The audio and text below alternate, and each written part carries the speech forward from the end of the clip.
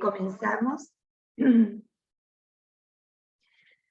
Nos ponemos en este miércoles de la octava de Pascua, de tener la dicha de poder compartir en la octava de Pascua nuestra clase, nuestro encuentro con el Evangelio, y hoy contemplar al Señor resucitado a través de los ojos de Lucas en este camino de Emaús.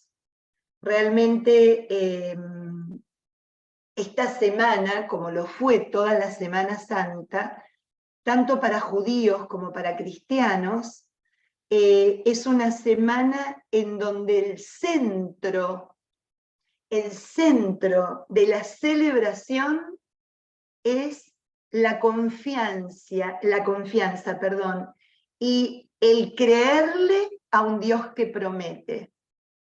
A un Dios que promete. Imagínense este Señor que desde Abraham promete tierra y se la da, promete descendencia y se la da, promete una salvación y la da, y lo va haciendo a lo largo de toda la historia de la salvación. Discúlpeme un minutito que hago una sola advertencia. Están así en el email, Nuria y Daniel. Tienen que fijarse en el spam, porque lo chequeé y está correctísimo. Están en el spam recibiéndolo, discúlpenme, pero solo para dejarles saber. Si ustedes lo buscan, seguro que aparecen ahí todos mis emails. Ok, es que el del link sí lo recibimos, pero no sé por qué las presentaciones no, pero no te quería interrumpir en la clase. No, lo que pasa es que como veía que estaban escribiendo, perdón, la interrupción, vale. Pero es solo para que lo sepan porque lo chequeé. Los 2 emails que me mandaron la última vez están. Ok, muchas gracias. Disculpen. Es realmente un afianzamiento, ¿no? En esto que preguntamos, estos tiempos, ya sean cuaresmales o pascuales, y vale la pena decir que son tan importantes los 40 días de la cuaresma como estos 40 días o 50 hasta Pentecostés, en donde celebramos que creemos a un Dios que está vivo, y que nos cambió la manera de vivir y la manera de mirar la vida. Una vida que a partir de su resurrección ya está fuera de las ataduras de la muerte. Imagínense, una de las dolencias y uno de los dolores y heridas más grandes y más dolorosas de nuestra condición humana.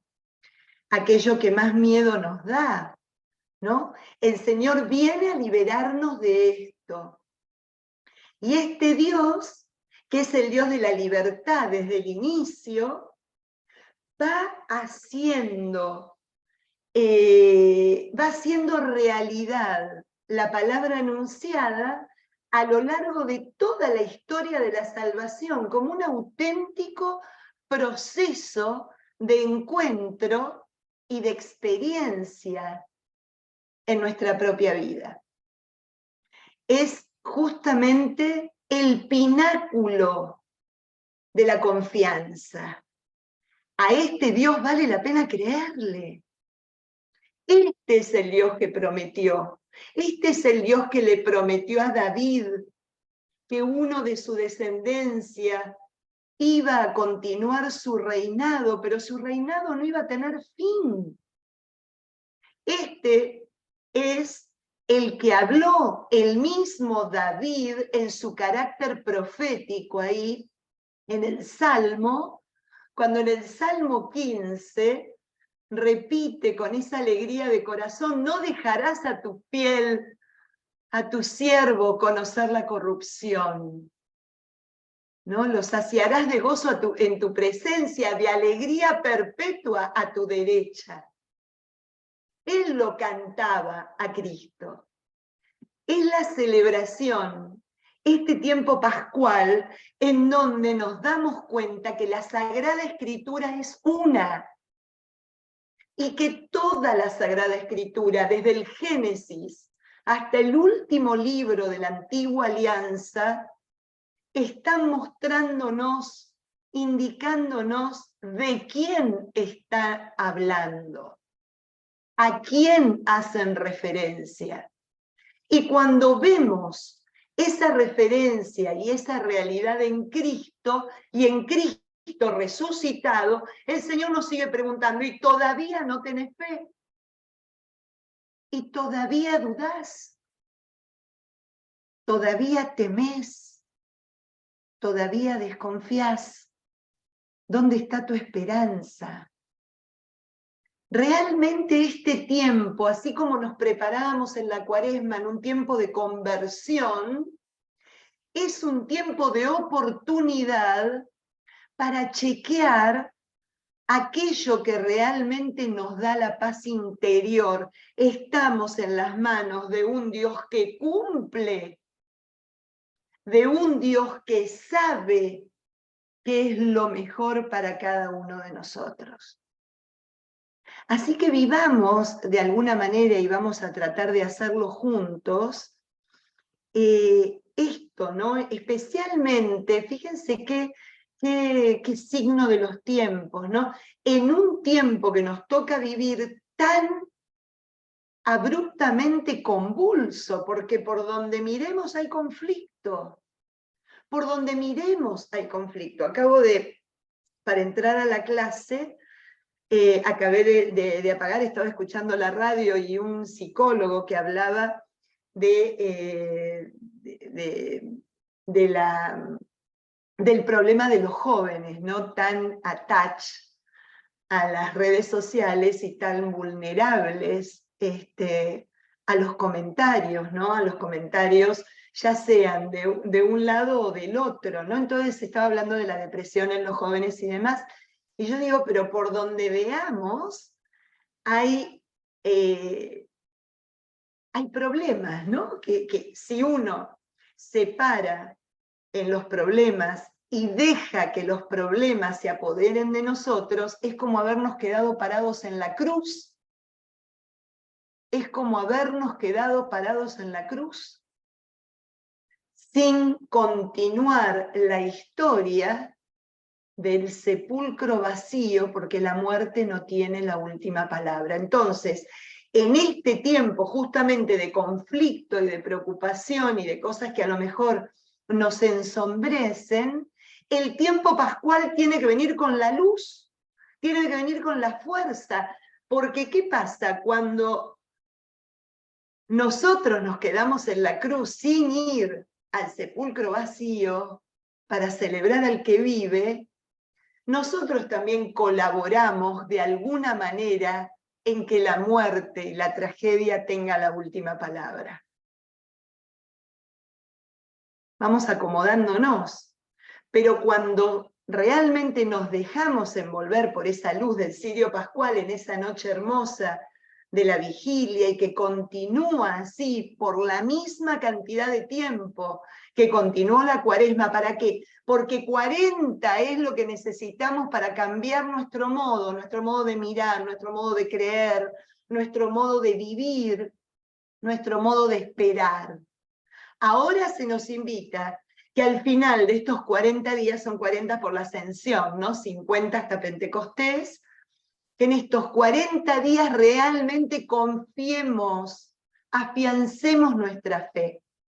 Por más que todo a nuestro alrededor nos grite derrota, peligro, tristeza, oscuridad, nosotros sabemos que hubo una llama que rompió esa oscuridad y un grito de victoria que rompió esa tristeza y esa angustia, que fue, está vivo. Y como diría el Papa Francisco en Christus Vivit, y nos quiere a nosotros vivos.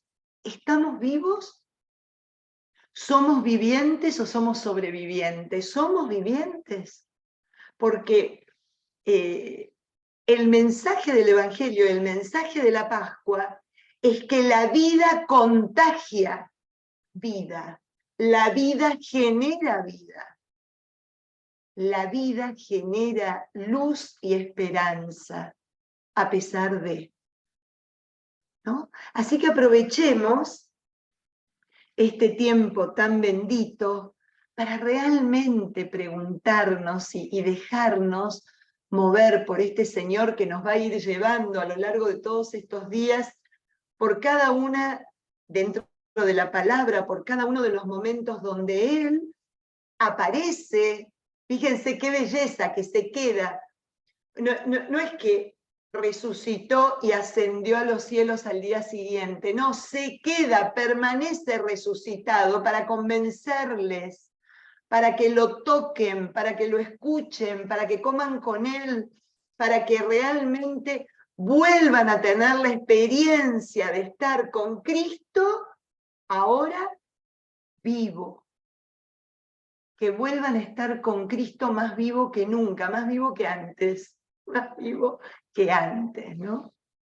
Así que a nosotros también nos pase lo mismo, porque después nos tiene que durar el año entero.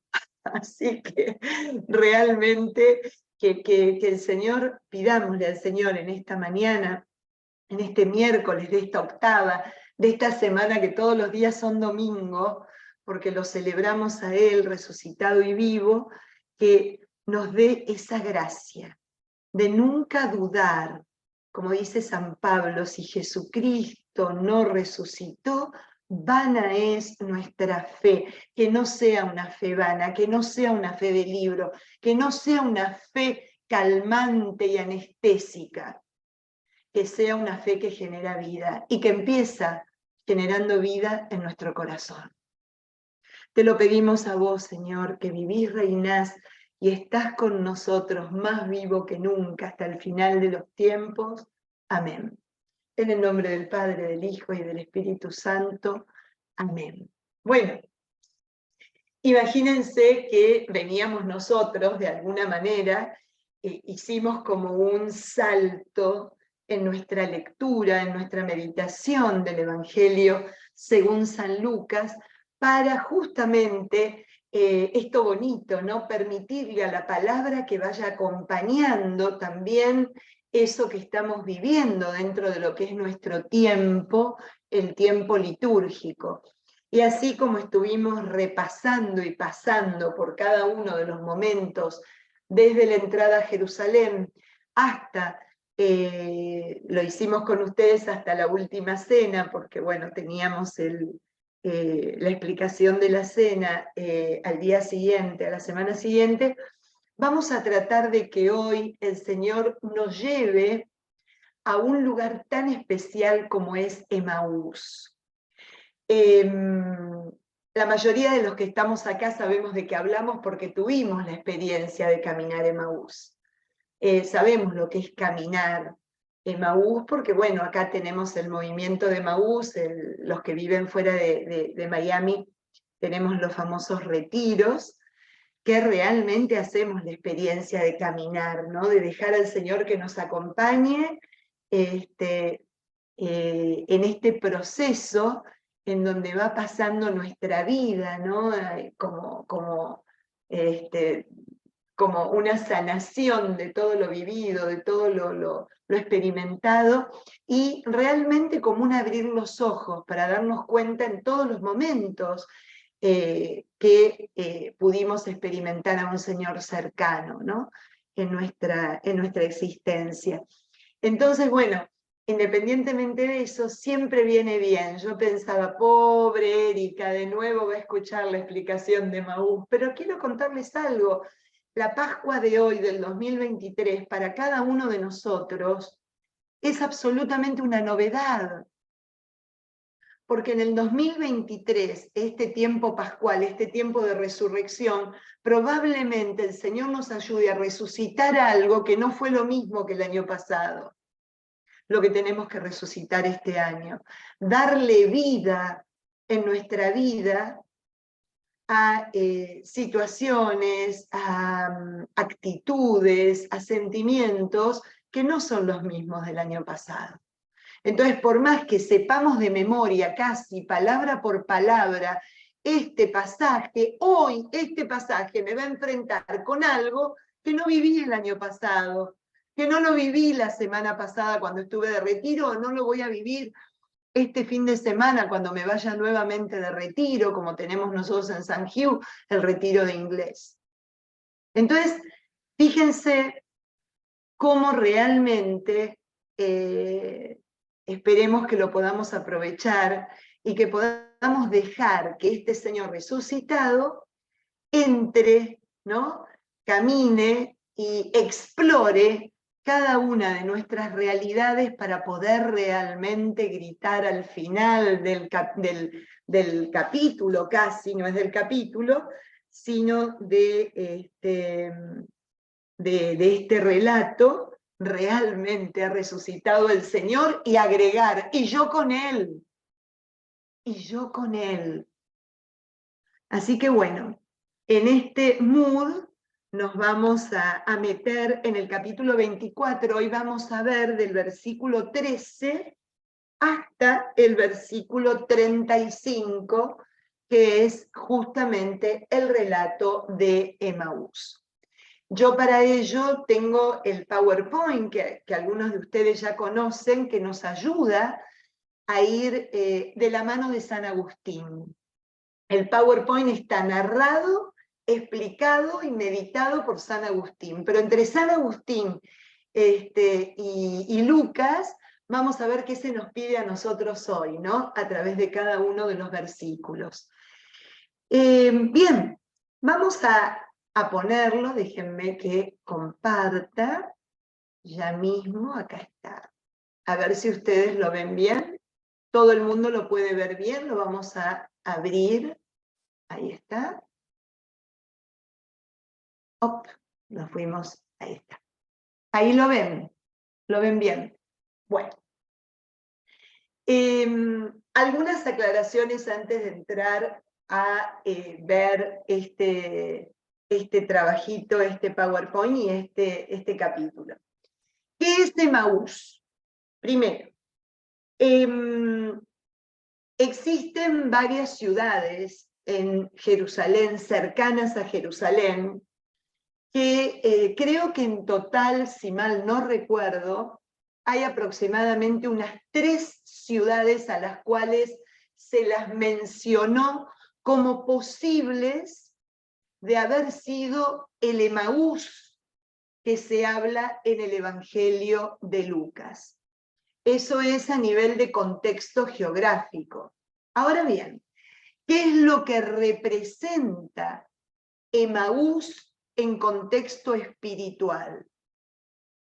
Emaús, lo que se sabe es que era una región muy cercana a Jerusalén, y por la cercanía que tenía a Jerusalén, se le había dado en uso especialmente a todos los que trabajaban para el Imperio Romano, especialmente militares, especialmente aquellos que formaban parte de las guarniciones romanas.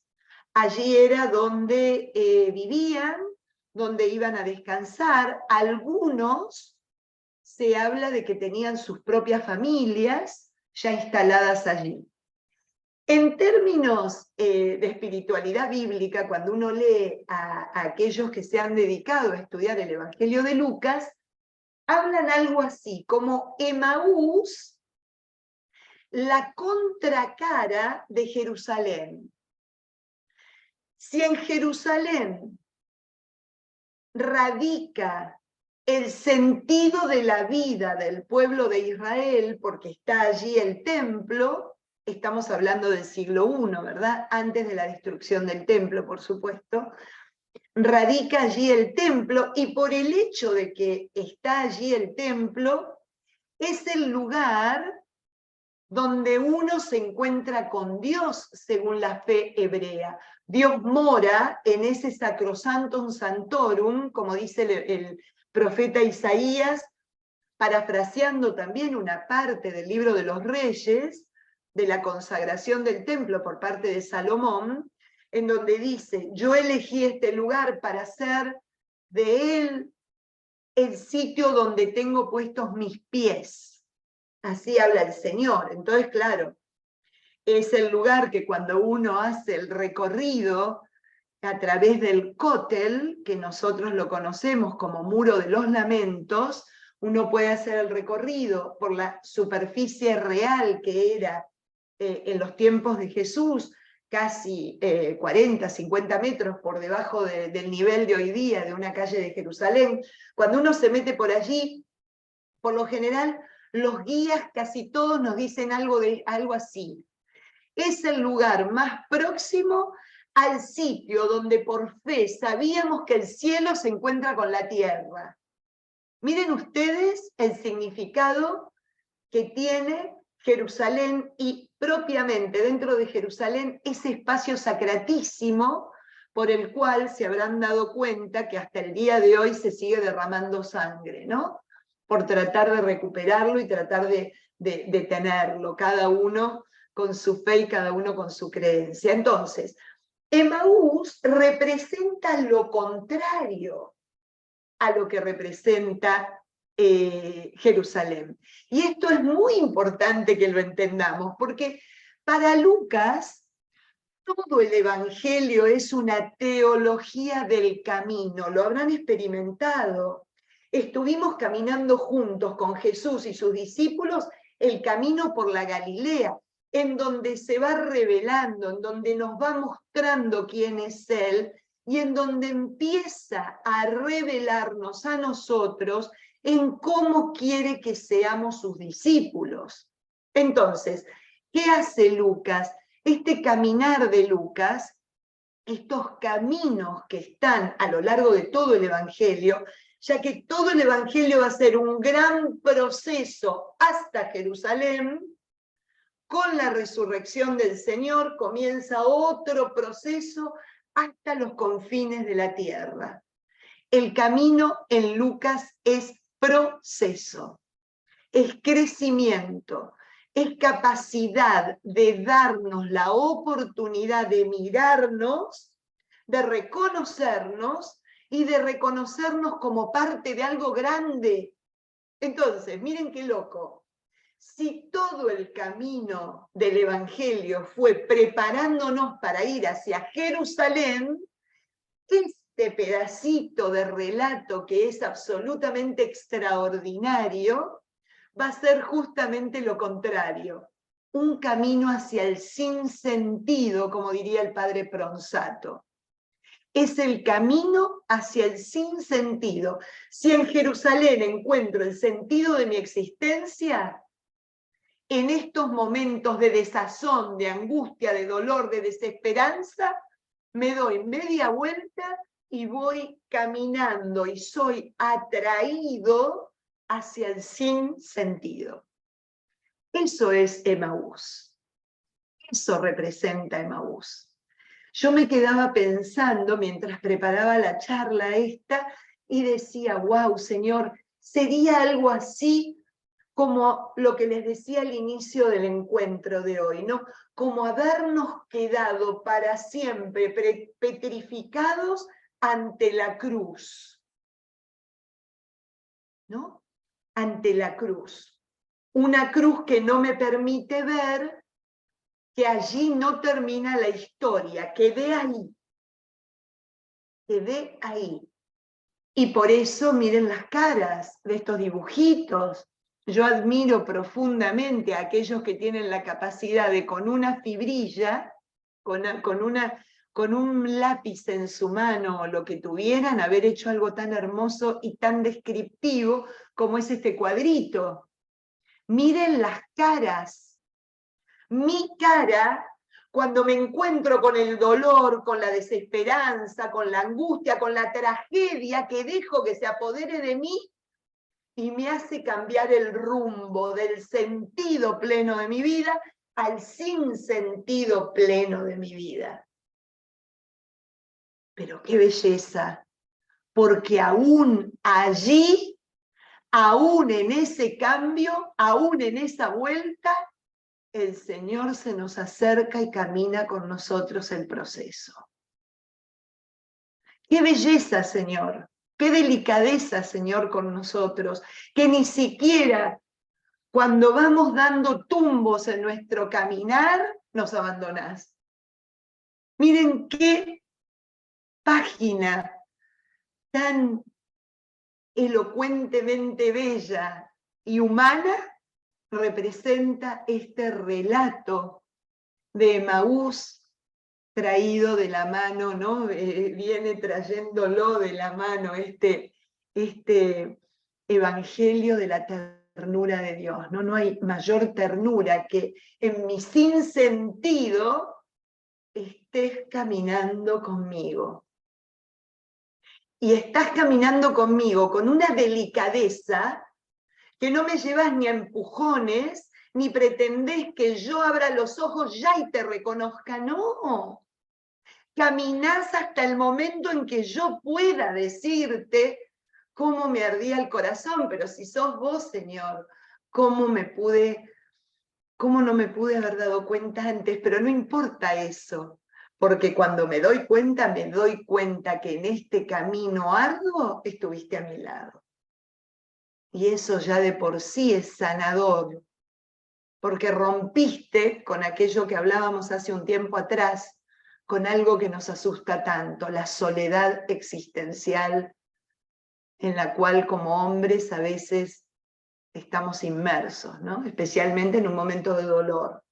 Rompiste eso, te metiste ahí y nos gritás, amigo, no estás solo, amiga, no estás sola. Voy yo contigo y en el tiempo que necesites, al modo que necesites, ¿no? Porque nos ama con tanta profundidad que tiene estas delicadezas que son realmente emocionantes. Así que eso representa Emaús. Eso es lo que nos quiere contar Lucas, que este Señor que resucitó se da cuenta que nos cuesta verlo resucitado, se da cuenta todo lo que tiene que quitar para que podamos experimentar la vida eterna en nuestra vida. Porque de acá lo tenemos clarísimo, de acá lo tenemos clarísimo, y sí, resucitó y lo confesamos, lo decimos todos los domingos, se lo decimos a los chicos en la catequesis, lo transmitimos en casa a nuestros niños, pero de acá a acá está el camino de Emaús, amigos. Acá está el camino, de la cabeza al corazón. Es lo que más nos cuesta. Por eso hasta que no arda, el Señor no nos deja. Nunca nos deja, pero no nos deja de una manera especial, ¿no? Como no los dejó a estos amigos en este caminar. Así que empecemos, y fíjense, acá el camino que Lucas va mostrándonos a lo largo de todo el Evangelio en estas páginas se vuelve vida, ¿no? Fíjense que cuando uno habla de camino, que nosotros podemos tranquilamente agarrar un diccionario y buscar la etimología y el origen, que es la palabra metodos en griego, de ahí la traducción a camino, y habla no solo del trayecto de un lado a otro, sino de la disposición, de un trayecto existencial, de la forma, de la manera de hacer algo, de la manera en que yo voy a adoptar para vivir, ¿no? Eso es lo que aquí simboliza el camino de Emaús, de acuerdo a lo que habíamos hablado antes. Entonces, fíjense qué belleza, trasladarse por este camino significa tener una orientación vital, elegir la manera de cómo lo voy a caminar, ¿no? Es un peregrinar la vida, no una idea, la vida. No podemos hacer este camino quedándonos afuera, nos lo perdemos. ¿Y qué hace Lucas para invitarnos? Pone a Cleofás y al otro NN, porque ese NN es Patricia, es Nuria, es Erika, es Ana María, es Luis, es Marcela. Somos todos los que estamos en este Zoom y toda la humanidad que quiere hacer de este camino un camino de vida, un camino vital, un peregrinar vital. Entonces fíjense que dice el padre Grum en un libro bellísimo que se llama En Camino, que es el camino, el proceso en los evangelios, es justamente nos hace salir a recorrer el propio. Y no lo recorremos solos, como lo dije recién, sino que es Cristo el que camina con nosotros. Me viene al corazón, y es imposible que no me venga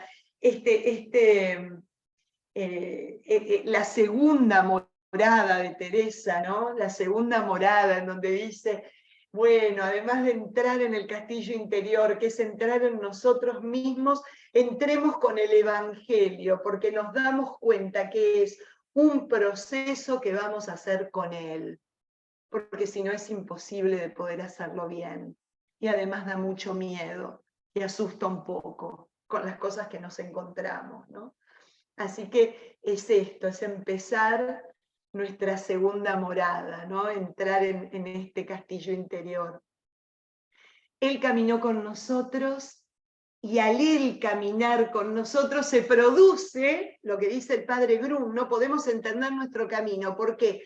Porque entramos a eso que siempre decimos en las charlas de Biblia, que el Señor se revela con su palabra y nos revela a medida que Él se va revelando. Se revela y nos revela. Es algo realmente experiencial, vital, en donde no me permite bajo ninguna circunstancia quedarme fuera del cuadro, ¿no? Odile Friggy, en un libro bellísimo sobre la obra de Lucas, creo que es de Verbo Divino, el librito es uno de esos cuadernillos bíblicos que tienen la colección, la editorial Verbo Divino, tiene algo tan hermoso que ella pone, ¿no? Es el arte de concluir un relato. Acá tal vez Elsa se va a emocionar ahora porque conocemos las dos a Monseñor Moledo, y Monseñor Moledo, cuando se reunía con nosotros, que era nuestro asesor de los jóvenes, cuando éramos jóvenes allá en nuestra parroquia de Buenos Aires, que cada vez que tocaba este texto del relato de Maús decía, es una pieza única, es una pieza de arte. No hay algo escrito con tanta contundencia y belleza como el relato de Maús. Y acoto algo que él nos comentaba y que algunos de ustedes ya escucharon en otra oportunidad. Si se quemara la Biblia entera y solo existiera el capítulo 24 del 13 al 35, entenderíamos la historia de la salvación. Porque es realmente un arte que tiene Lucas en concluir un relato que habla de todo lo que necesitamos saber y de la manera como lo necesitamos conocer, ¿no? Así que realmente es un arte y una belleza, y con esta traza de Lucas que realmente no escatima en profundidad, ¿no? Fíjense qué hermoso, dice, el encuentro de Maús tiene como centro a estos dos discípulos, a vos y a mí, ¿no? Con ellos a nosotros. Y al describir el proceso por el cual Jesús los lleva a reconocerle, se convierte así en un verdadero resumen de todo el Evangelio, porque el Evangelio, ¿qué es? La revelación de quién es el Señor. ¿Quién es el Señor para cada uno de nosotros? Y nos quita la posibilidad de tener una mala imagen de Él. Cuando entramos realmente a descubrirlo, quién es verdaderamente el Señor, entramos en descubrir al que camina al lado nuestro, ¿no? A no tener una falsa imagen, una imagen errónea de quién es el Señor que se nos aproxima, ¿no? Así que bueno, vamos a continuar. Esto es un... Bien, vamos a leerlo primero para tener una imagen completa del Evangelio, y luego vamos a ir junto con San Agustín recorriendo cada uno de los pasajes. Dice así: aquel mismo día, dos de los discípulos iban a un pequeño pueblo llamado Emaús, que está a unos 10 kilómetros de Jerusalén. Me encanta porque en algunas Biblias dice que dista a 10 kilómetros, ¿no? Como mostrándonos la distancia que hay entre un lugar, ¿no? Que es un lugar que me va alejando del centro mismo de nuestra vida, ¿no? De nuestra vida de fe. En el camino conversaban sobre todo lo sucedido, y mientras conversaban y discutían, Jesús en persona los alcanzó y se puso a caminar con ellos. Pero ellos tenían los ojos incapacitados para reconocerlo. Él entonces les preguntó, ¿de qué van conversando por el camino? Ellos se detuvieron con rostro afligido, y uno de ellos, llamado Cleofás, le dijo, ¿eres tú el único forastero en Jerusalén que desconoce lo que ha sucedido allí en estos días? Nos vamos a quedar acá para ver estos dos slides. Fíjense, iban llorando, le dice Agustín, ¿no? Se detuvieron con rostro afligido, ¿no? Iban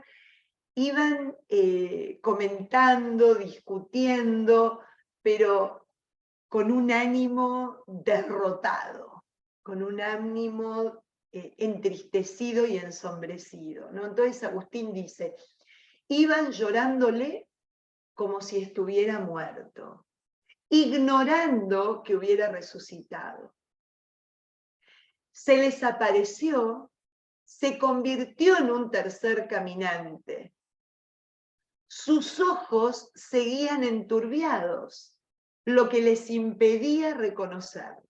Y acá está el centro más bonito. Es que convenía que su corazón fuese mejor instruido. Por eso retrasa el darse a conocer.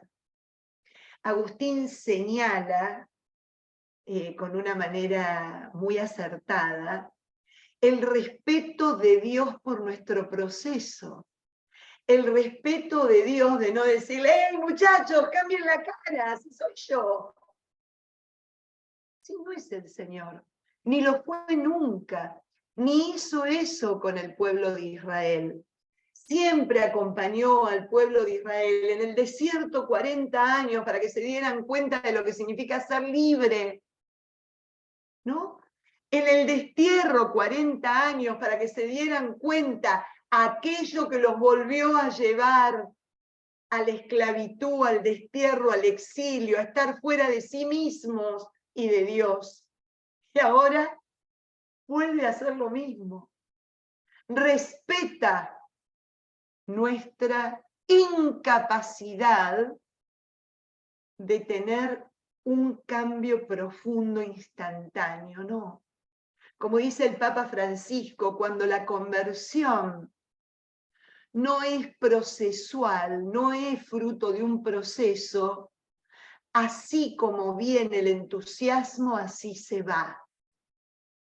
El instante no me asegura de que va a haber permanencia en lo que el Señor nos pide, permanezcan en mí, permanezcan en mi amor, ¿no? Entonces, qué belleza, convenía que su corazón fuese mejor instruido, eso que hablábamos, el ir de la cabeza al corazón, que tanto nos cuesta y que es el camino más arduo de toda experiencia humana, ¿no?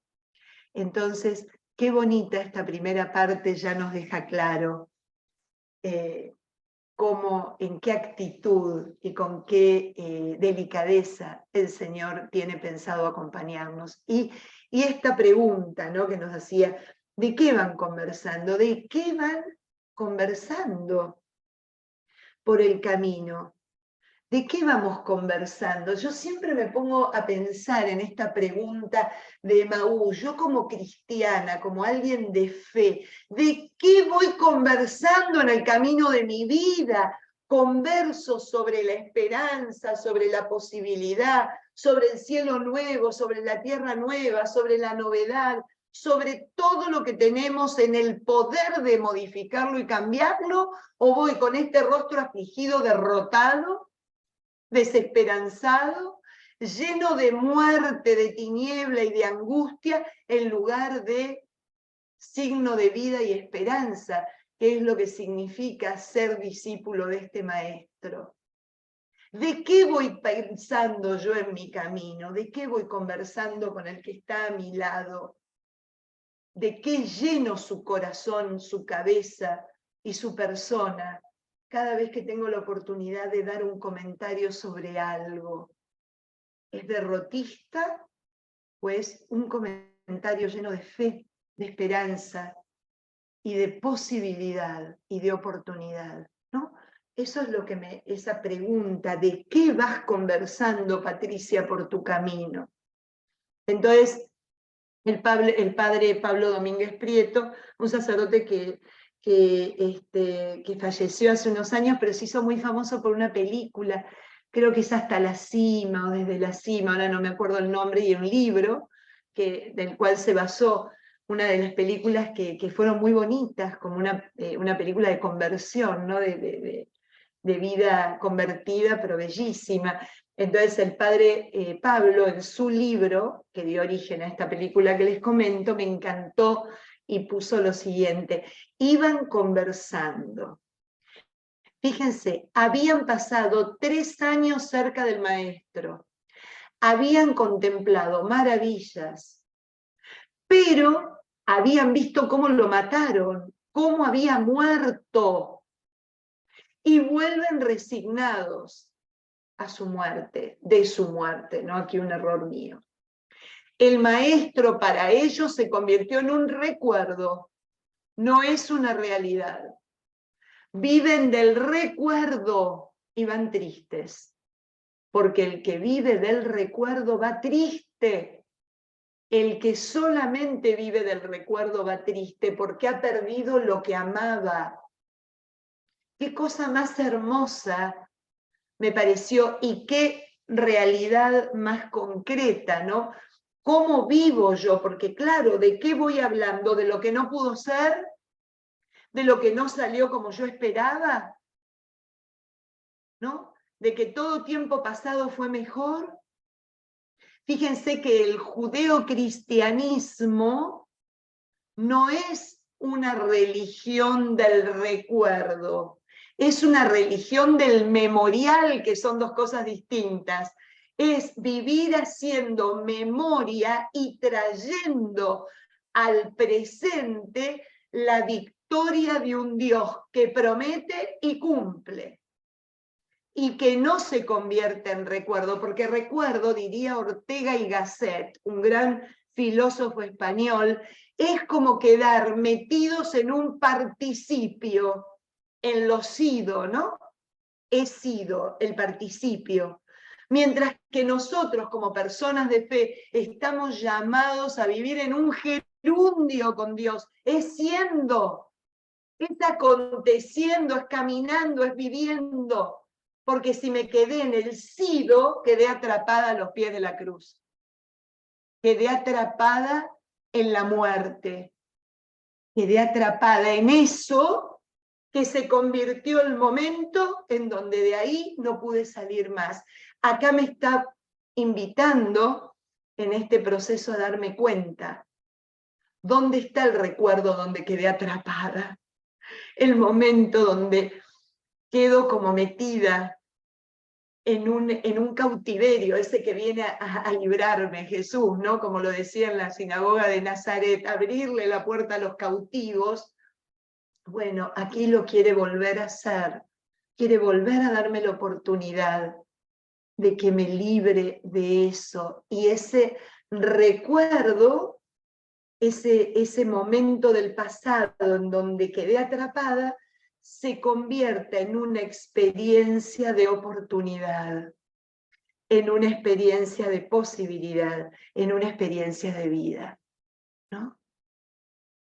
Fíjense, cada vez que nosotros vemos en las Sagradas Escrituras lo que se habla de volver hacia atrás, se habla de esta manera: no mires para atrás, le dijeron a la esposa de Lot, y cuando miró para atrás quedó convertida en una pila de sal. El que toma el arado no puede mirar para atrás, ese no está capacitado todavía para el reino. El reino siempre es para adelante. siempre es para adelante. Y fíjense que no es un Dios que no le dé importancia a lo vivido, porque al paralítico, recuerden ustedes, le pide que tome la camilla, que la abrace, que la haga parte de su vida, pero que camine para adelante, no para atrás, que no vuelva para atrás, que vaya para adelante. Esto, que se convierte en el lugar donde quedé encerrado, tiene que ser la oportunidad para poder liberarme y empezar a caminar un camino nuevo, ¿no? Ellos se detuvieron con rostro afligido, el rostro afligido de quien está encerrado en un recuerdo. Sigo leyendo el texto. ¿Eres tú el único forastero en Jerusalén que desconoce lo que ha sucedido allí en estos días? Jesús preguntó, ¿qué cosa? Le contestaron, lo de Jesús de Nazaret, que era un profeta poderoso en obras y palabras ante Dios y ante el pueblo. Los sumos sacerdotes y nuestros jefes lo entregaron para que lo condenaran a muerte y lo crucificaron. Nosotros esperábamos que él fuera el liberador de Israel, pero ya hace 3 días que sucedió todo esto. Es verdad que unas mujeres de nuestro grupo nos han desconcertado. Ellas fueron de madrugada al sepulcro y al no encontrar el cadáver volvieron diciendo que se les había aparecido unos ángeles asegurándoles que él está vivo. También algunos de los nuestros fueron al sepulcro y encontraron todo como habían contado las mujeres, pero a él no lo vieron. Me quedo hasta acá. Fíjense qué belleza lo que hace el Señor. ¿Eres tú el único forastero que desconoce lo que ha sucedido allí en estos días? Pregunta Jesús. ¿Qué cosa? Jesús le importa saber cómo nosotros vivimos y experimentamos aquello que Él se preocupó por hacérnoslo conocer y revelárnoslo. Es importante para el Señor que volvamos a pasar por el corazón esta palabra de Dios, esta semilla del reino que Él depositó en nuestro corazón, y Él dice, bueno, a ver, ¿qué entendiste vos de todo esto? ¿Cómo viviste vos este proceso? ¿Qué significa esta cruz en tu vida? ¿Cómo lo vivís? ¿Y cómo muestran ellos que lo vivieron? Lo viven como derrota, ¿no? Lo viven como fin, lo viven como algo que no tiene nada que ver con lo que esperaban. Y de esto es lo que vamos entendiendo en estos 2 versículos que leímos. Cómo ellos van trazando una historia como ellos lo entendían, como ellos lo habían comprendido. Pero fíjense qué nos pasa, ¿no? Cómo nosotros vamos tomando la palabra de Dios y cómo muchas veces es completamente diferente a lo que Él hubiese deseado a través de lo que nos transmitió que nos quedara en el corazón. Cómo nosotros nos vamos haciendo nuestra propia historia, ¿no? Acá de alguna manera lo habían comprendido no de la misma manera que el Señor lo había transmitido. A mí me encanta esto que probablemente haya puesto yo de alguna meditación. A veces saber mucho del Señor no significa que le conocemos, porque no lo conocemos desde un encuentro personal, no lo conocemos desde una experiencia, ¿no?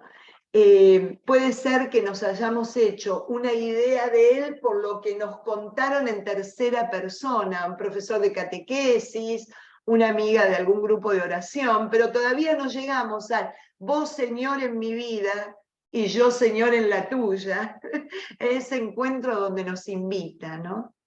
Entonces, claro, es una verdad distorsionada, porque cuando yo no salgo de la idea que tengo de Dios, no salgo de lo que me cuentan otros, hasta que yo no puedo hacer mi propia experiencia, siempre puede ser que tenga una idea diferente a la que el Señor quiere que realmente yo tenga de Él.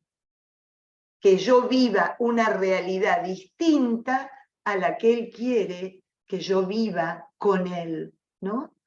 Entonces, acá la palabra conocerle, que está en rojo, saber mucho no es conocerle.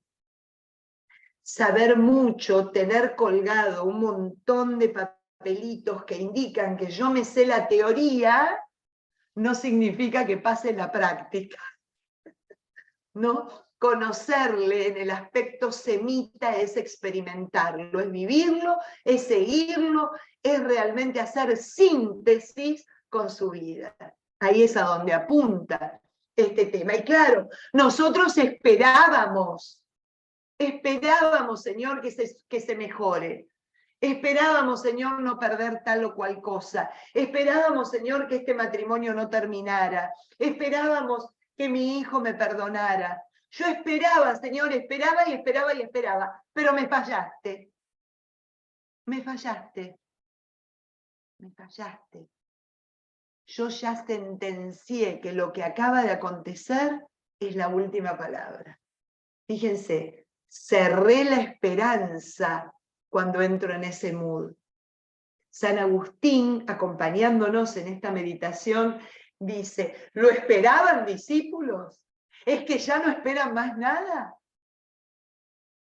¿Cuántas veces nos ponemos ante Dios con esta sentencia? Esperaba, Señor, que a mí no me pasara nunca esto.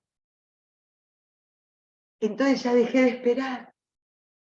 Ya me cerré a toda posibilidad de algo bueno, porque esto aconteció de la manera en que yo no lo deseo, o no, ni me lo pude imaginar. Cristo vivo, dice San Agustín, encuentra los corazones muertos de los discípulos.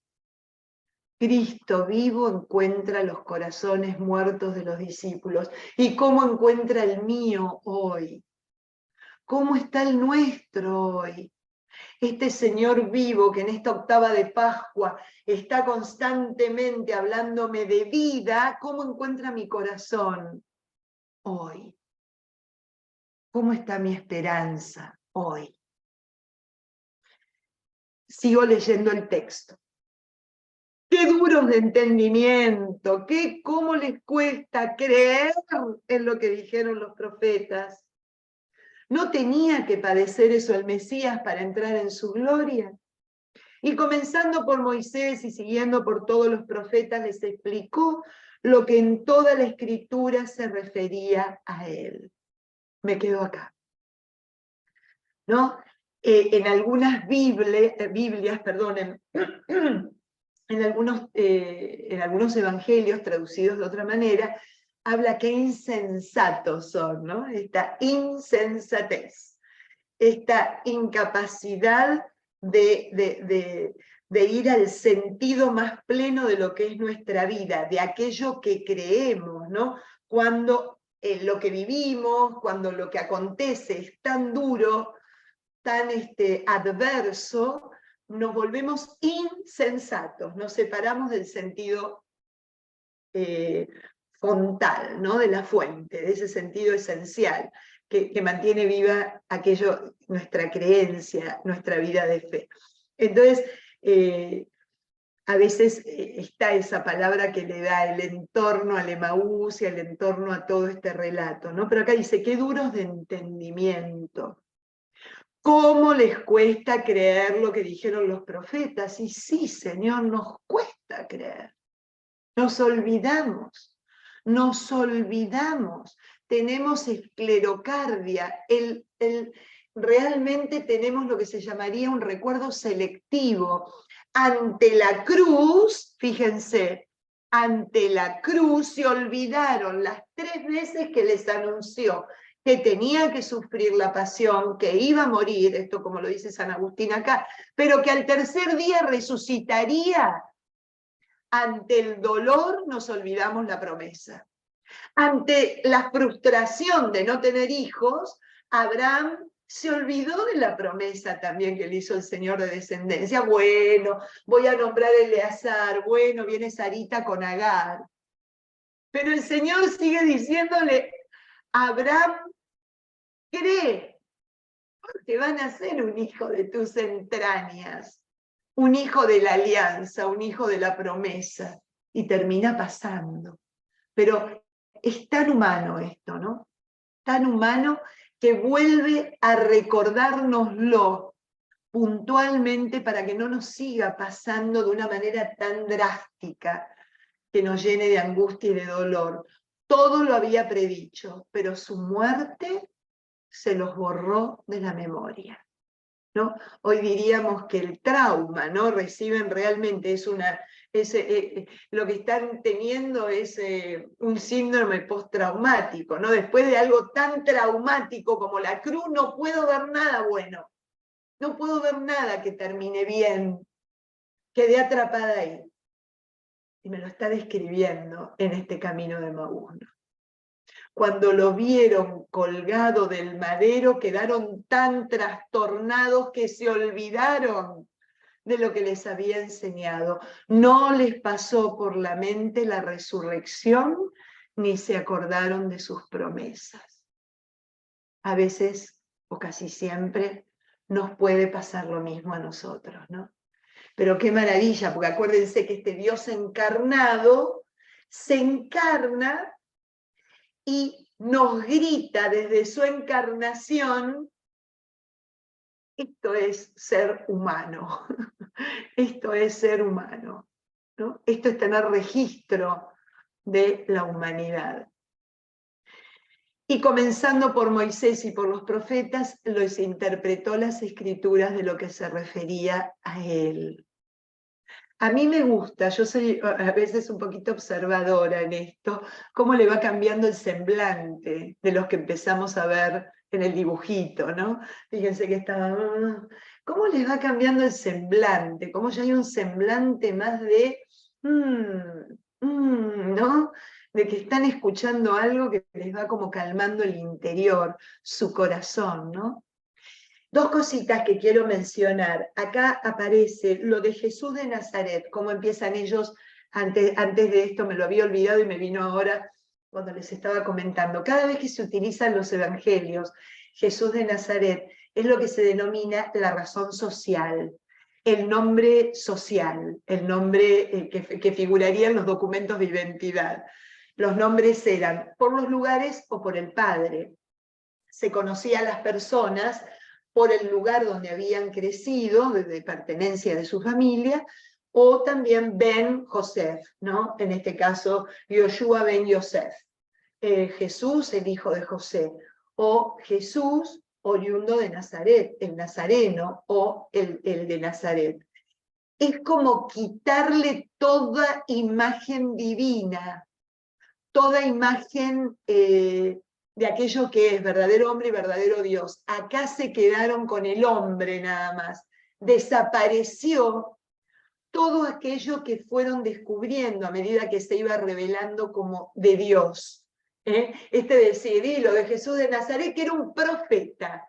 O sea, lo bajaron a la categoría de Elías, de Eliseo. Bueno, es un hombre de Dios, pero no deja de ser eso y nada más. Y encima nos frustró, porque pensábamos que venía a sacarnos de encima al Imperio Romano. Y sin embargo todo sigue igual, ¿no? Esta cosa de la miopía. Pensábamos que nos iba a solucionar esto superficial. Y él viene a restaurar la vida entera desde la profundidad, no lo superficial, ¿no? Entonces, eso se me había olvidado de mencionar. Toda la escritura, fíjense, toda la escritura nos habla de Jesús. Eso es lo que les acabé de decir hace un ratito. Acá el Señor lo confirma, desde Moisés hasta todos los profetas, y seguimos por los libros sapienciales, toda la escritura es cristocéntrica. No hay nada de la escritura que no nos señale a Cristo, ¿no? Eso es absolutamente así. Y lo que dice Fliggy, nuevamente Odile, nos dice, es para que nos quede claro que todo estaba previsto en el plan de la salvación de Dios para los hombres. como fue siempre.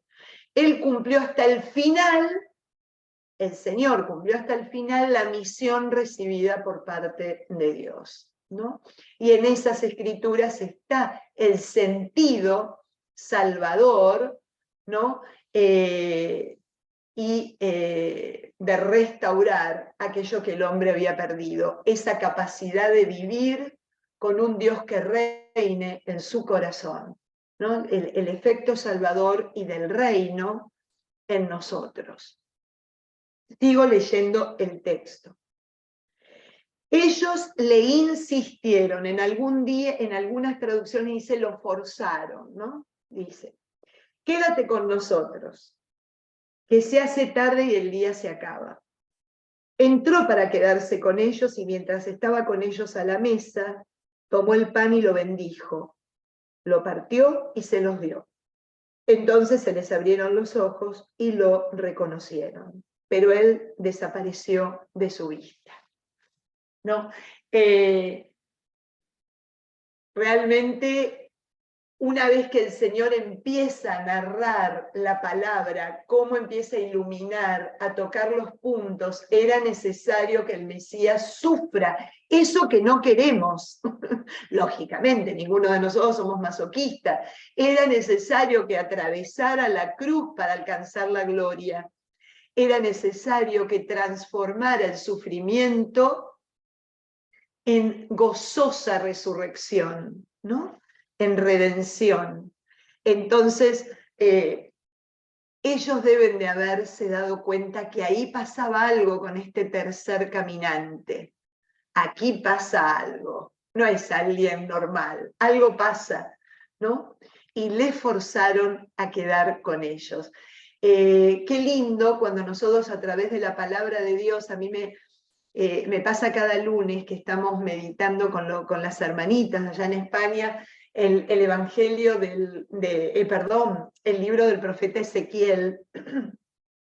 Y cuando vamos descubriendo en el profeta Ezequiel aquello que habla de Cristo, todo lo que menciona sobre el Señor, todo lo que menciona sobre esta promesa de vida de Dios, nos emocionamos profundamente, ¿no? Esto de que, wow, qué lindo, cómo realmente volvemos a estar paradas en la promesa y en todos los dichos de los profetas, los portavoces de Dios, y que el Señor lo termina cumpliendo, ¿no? Esta cosa de ver y de que no tenemos ganas de que se nos vaya de nuestro lado, ¿no? Esta cosa de que quédate con nosotros, que se hace tarde y el día se acaba. Yo tengo una estampita que hacen las carmelitas en mi país, en la heladera, viejísima, ya está toda amarillenta, pero tiene esta frase, porque el día se nos acaba ante una mala noticia, el día se nos acaba ante una situación adversa, el día se nos acaba cuando tocamos la vulnerabilidad del no poder, del no saber, del pensar que de esta no podemos salir, ¿no? Y qué belleza que esta frase del Evangelio de Lucas esté presente en nuestro corazón. Quédate conmigo, Señor, porque se me acaba el día y viene la noche. Necesito que te quedes conmigo. Necesito que estés conmigo, Señor, ¿no? Como esta frase de Lucas es una oración bellísima que calma nuestro dolor, ¿no? Y mientras estaba con ellos en la mesa, tomó el pan, lo bendijo, lo partió. Y miren qué lindo lo que dice San Agustín. Hermanos, dice Agustín, ¿dónde quiso que lo reconocieran? En la fracción del pan. No nos queda duda, partimos el pan y reconocemos al Señor. Y esto lo hizo pensando en nosotros, que no le íbamos a ver en la carne, pero que íbamos a comer su carne. No quiso que lo reconocieran más que allí. Miren qué cosa más linda.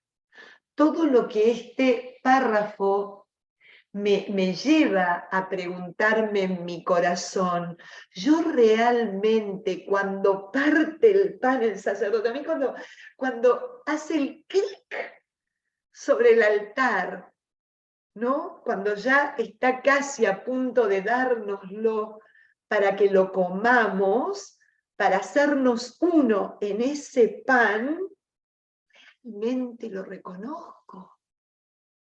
Realmente allí, ante mí, aparece el Señor en toda su plenitud y en toda su realidad. Se hace realidad este deseo de Él, de que yo en el 2023, sin haber estado en esa mesa de Maús, sienta lo mismo que esos discípulos. Qué lindo. No quiso más que quedarse allí en lo sencillo, en lo pequeño, en lo cotidiano, en aquello que es la base de aquello que tenemos que consumir para no desfallecer en nuestra vida, para que lo reconozcamos. Cuando partimos el pan, te reconocemos, Señor. Y qué delicadeza. Desapareció de su lado. No dice que los dejó, ¿no? Sino desapareció. Porque es absolutamente una transformación. Deja de estar de una manera para pasar a estar de otra, y para pasar y seguir estando en esa otra manera hasta el final de los tiempos, como nos dice Mateo, ¿no?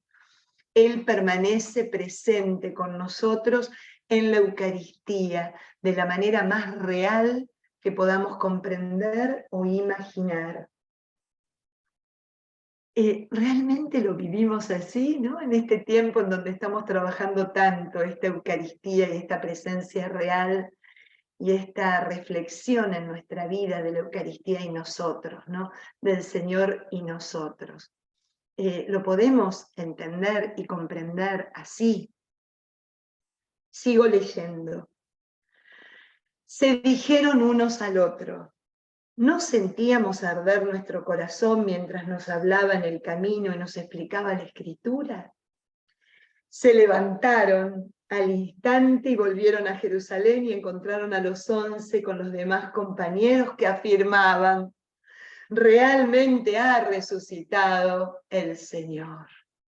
Bueno, no sentíamos arder nuestro corazón. El padre Pagola, en sus meditaciones del Evangelio de Lucas, en el librito que le dedica a este evangelista, comenta esto tan hermoso. El relato de Maús nos habla de dos experiencias básicas. Los discípulos no leen un texto, sino que escuchan la voz inconfundible de su maestro que les hace arder el corazón. Y no celebran una liturgia, se sientan como amigos a la misma mesa y descubren juntos que es el mismo Jesús quien los alimenta. Nos deja estas dos experiencias para iluminar las nuestras. Nosotros sabemos por fe, y esto lo decimos siempre, ¿no? En nuestros encuentros con la palabra, que leer la Escritura es una cosa, pero escuchar la palabra de Dios es otra. Y nosotros tenemos la posibilidad de hacer arder nuestro corazón cuando leemos, escuchando al que nos está hablando. Esto se trata de un encuentro personal. Esto se trata de alguien que me busca desde toda la eternidad para hablarme, para que me arda el corazón cada vez que le permito y que le escucho, ¿no? Y con la Eucaristía lo mismo. Se trata de abandonar en cada misa ese rol de espectador, de cumplidor, de cumplidor. Yo cumplo, Señor, no falto nunca. Quiere que me anime a ser amigo, en el más sentido profundo de la palabra, porque el amigo para el judío es el que se puede sentar a la mesa. El que no es íntimo no puede sentarse a la mesa.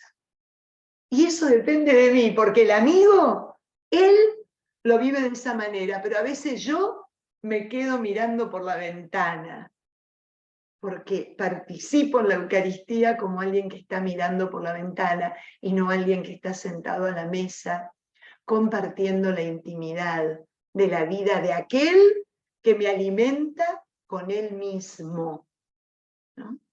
Fíjense esta experiencia. Y claro, ¿y qué pasa cuando tenemos esta experiencia? Los discípulos irremediablemente se convierten en misioneros. Nadie puede contener semejante experiencia de vida y guardársela para sí.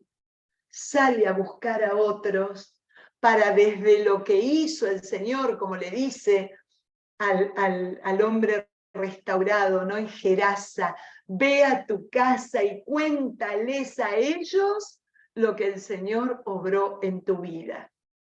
Es imposible no contarlo, es imposible no testimoniarlo.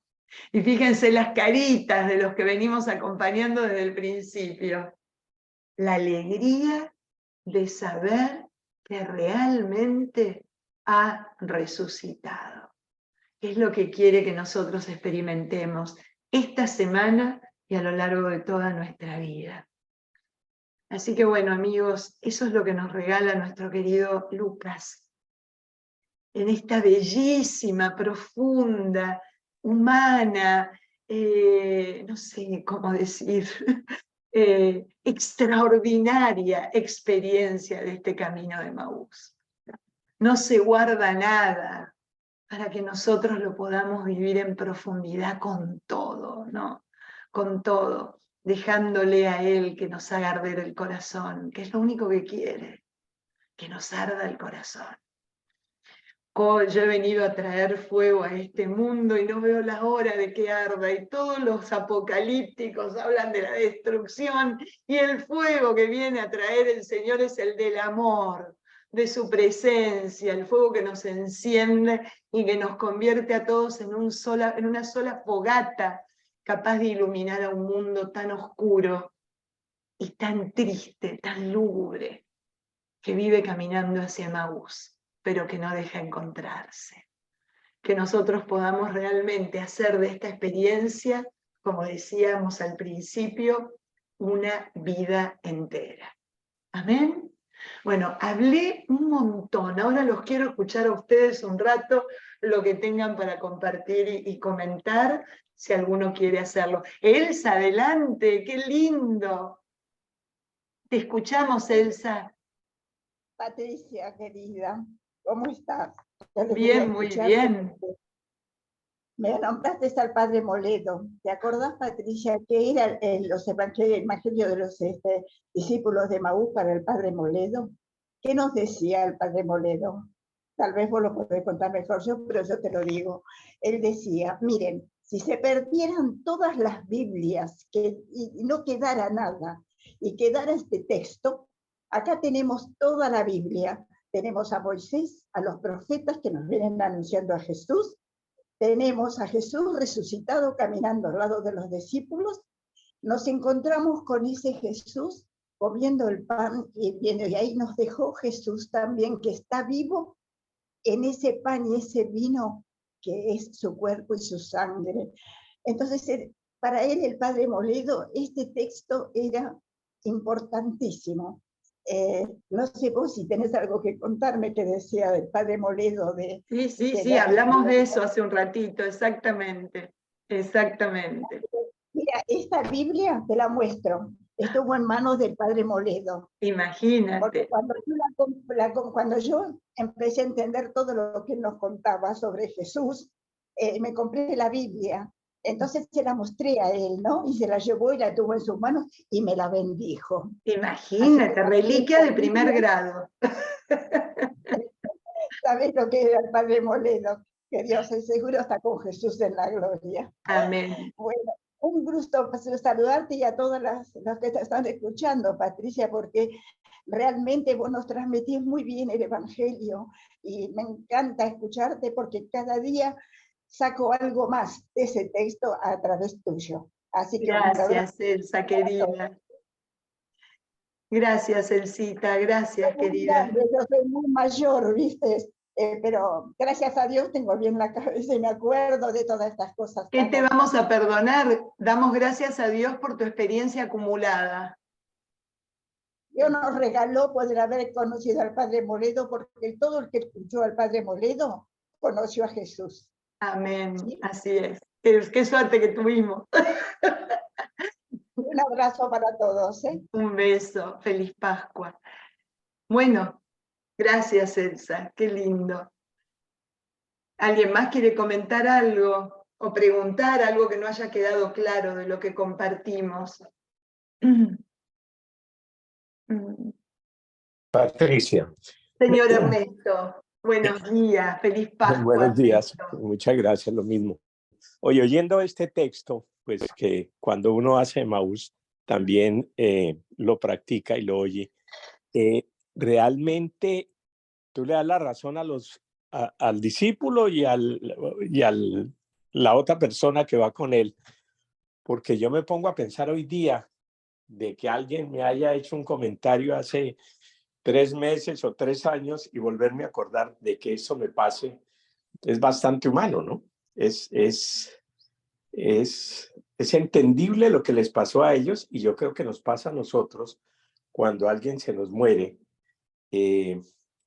Nos quedamos más con el recuerdo que con la persona viva, ¿no? Ese era un comentario que quería hacer. Sí, sí, completamente. Y aparte lo lindo es que nosotros tenemos que ver que el Evangelio no critica en absoluto, sino que lo que nosotros contemplamos, razonamos y un poquito experimentamos a través de estos dos discípulos es nuestra propia vida. Acá lo que el Evangelio nos trata de hacer, me imagino, humildemente pienso, es ayudarnos en nuestro camino de Emaús, ¿no? En nuestro camino hacia Emaús, a que justamente encontremos el sentido, lo podamos vivir desde ese lugar. Y como siempre, como el Señor quiere el bien absoluto para todos y la felicidad plena, siempre trata de evitar la tristeza y la angustia, a pesar de que no quiere que la salteemos, porque a través de la tristeza uno tiene registro de su humanidad, ¿no? El Evangelio siempre nos propone una vida sana, no una vida donde se transforme aquello que no me gusta en algo que escondo para no ver. No, no, no, siempre es algo, por eso me encanta, porque revela lo que podemos, lo que no podemos, lo que sabemos, lo que no sabemos, lo que nos acordamos, lo que no nos acordamos, ¿no? Me encanta porque expresa, es como un mapa de la persona humana, definitivamente. Y nos dice, a ti te puede estar pasando esto, a ti puede estar ocurriéndote en este momento que estés caminando hacia Emaús. Y yo te quiero acompañar. ¿Para qué? Para volverte a traer a mi sentido, a mi amor, a mi compañía, a mi encuentro, ¿no? Yo creo que un poco está dado, pero de ninguna manera es absolutamente humano y real lo que acabas de comentar, Ernesto. Definitivamente. Qué linda. Bueno, gracias por los piropos que están escribiendo. Patri, ay, Sí, perdón. Erika. Mira, me encantaría añadir algo, que hay un artículo de un autor francés que él hace como una comparación y un paralelismo entre el Génesis y el Emaús, y el pasaje de Emaús. Entonces, ahí Génesis, cuando dicen, se abrirán los ojos y serán como dioses, él habla un poco de la destrucción de la creación, o sea, serán omnipotentes.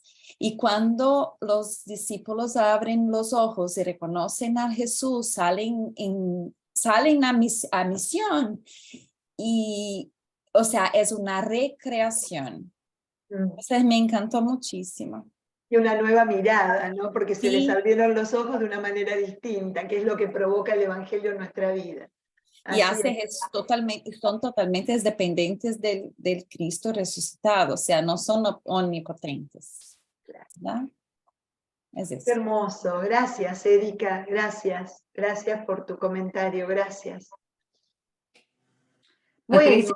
sí, sí, More, adelante, por favor. No, por supuesto, me encanta muchísimo y tú sabes que teniendo retiro este fin de semana, pues siempre agarro, te agarro de referencia. Pero me encantó lo que dijiste de el encuentro personal, ¿no? Que no fue que ellos leyeron el texto en las escrituras para entender, sí, porque fue que lo oyeron de la voz directa de Jesús, la experiencia o sea, lo que significaban las escrituras, que esa además es una de las partes que yo me doy cuenta que solamente dice, él les explicó las escrituras, pero uno tiene como que entender qué es todo lo que le puede haber explicado en esas 3 o 4 horas que les puede haber tomado llegar a Ismaú, porque ¿no? Es como ir de downtown a Miami Beach y regresar, ¿no? Entonces, ¿qué tanto les contó Jesús? ¿Qué tanto eso fue larga esa conversación como para que pudieran de verdad entender? O sea, les tomó el tiempo y ahí tú lo dijiste, no es hasta que es parte del pan que él se les revela, ¿no? Él ha podido decirles, no, vale, yo soy Jesús y les voy a explicar las escrituras porque ustedes no entendieron. Y lo otro es que lo que dice que no fue que repitieron en memoria de él lo de la Eucaristía, sino que él partió, o sea, que no hicieron una liturgia, como una ceremonia, un rito, sino fue que compartieron el pan en presencia, ¿no? Entonces, me da mucha tela para cortar en los retiros, la importancia del encuentro personal, que no es lo mismo que yo te cuente cómo me fue a mí en alguna circunstancia difícil y cómo mi fe y mi constante caminar con Jesús me puede ayudar a salir adelante, a que le pase a la persona que está haciendo el retiro, ¿no? O a la persona con la que uno le esté contando. Y es invitarlas a que ellas recuerden cada vez que tengan una situación la experiencia que tuvieron los discípulos, ¿no? Buscar ese encuentro personal, no huir, como dijiste al principio, no irte al sinsentido, sino buscar el sentido dentro del sinsentido. Cuando pasa una tragedia, cuando te pasa una cosa inesperada, eso tiene que tener un sentido y buscárselo agarrada de la mano de Jesús y la promesa de que Él siempre camina con nosotros, como dijo Néstor antes, Dios nunca dice no vas a tener problemas. La promesa de Jesús es que camino contigo y te van a seguir pasando cosas, pero acuérdate que yo estoy aquí cuando te quieras ir al sinsentido y ven y busca el sentido de tu vida junto a mí. Te lo agradezco muchísimo porque, bueno, como siempre, me ayuda full. Gracias, More, gracias por tu comentario y tu reflexión y espero en Dios y rezo para que tengan un retiro bellísimo este fin de semana. Gracias. Que vaya bastante gente y que puedan realmente seguir tocando corazones, ¿no? Que el Señor pueda seguir entrando, metiéndose en el caminito de los que les dejan. Gracias. Gracias. More. Bueno, una alegría enorme haber compartido con ustedes. Les quiero pedir un favorcito, simplemente. Estén atentos al mail la semana próxima. Estamos con un pequeño inconveniente familiar y el miércoles a la mañana no sé cómo viene. Entonces, yo tampoco lo voy a saber sino hasta el martes. En teoría, el martes yo me entero si voy a poder tener la clase del miércoles o no. Les pido disculpas por ello, pero es algo completamente ajeno a nosotros y recién ese día voy a poder saber si voy a poder tener clase el miércoles. Así que yo les mando el email, se los voy a mandar el día martes para que ustedes con tiempo puedan saber si nos podemos reunir o no. Les pido oración y nada más que eso. Así que bueno, con algunas me veo esta tarde, tenemos retiro con los papás y con los niños de San Hugh, no se olviden que veo que hay varias catequistas acá, así que nada, nos encontramos en San Hugh esta tarde con algunos y con todos, una alegría enorme, enorme de haber compartido de corazón. Gracias, Patricia. Gracias, bendiciones. A ti también, que tengan una hermosa octava de Pascua, sigan celebrando en el Señor la alegría del que está vivo. Bueno, gracias, Nuria, espero que me encuentren en el junk o en el spam, sí, tanto vos como Daniel, porque los dos figuran como que salen sin problema, por favor. No. Ok, lo vamos a revisar. Un cariño, Luis, hasta la semana próxima. Vamos con muchísimas ganas. Gracias. De retiro de Maús en el siguiente. Esta vez no podemos, pero en el siguiente nos vamos a apuntar. Vamos, adelante. Un beso grande, Mili. Gracias. Bendiciones. Un beso. Adiós, adiós, que estén muy bien. Mil gracias, Pati. De nada, Caro. Hasta el próximo martes a ti. Hasta el próximo, Miércoles. hasta la próxima semana. Adiós. Chao.